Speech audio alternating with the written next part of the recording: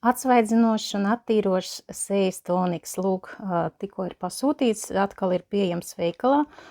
Un tā viņš izskatās arī atsevišķi pudelīte. Un gribu pastāstīt vairāk, kam tas domāts. Kā redzat, nomierinoša, matējoša, attīroša, tonizējoša un mitrinoša iedarbība.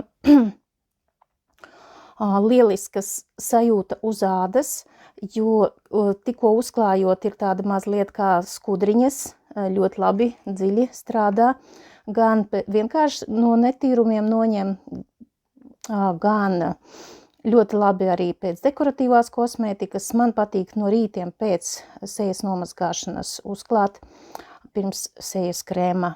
Vasarā pietiek pilnīgi ar šo vien, jo viņš ļoti labi arī baro galvenās sastāvdaļas.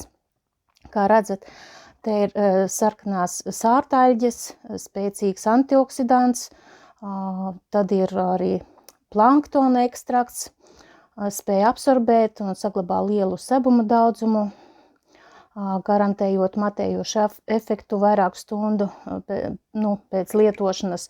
Alvējas gēls, protams, kā mēs zinām, tas nomierina, ļoti labi strādā pret kaut kādiem iekaisumiņiem.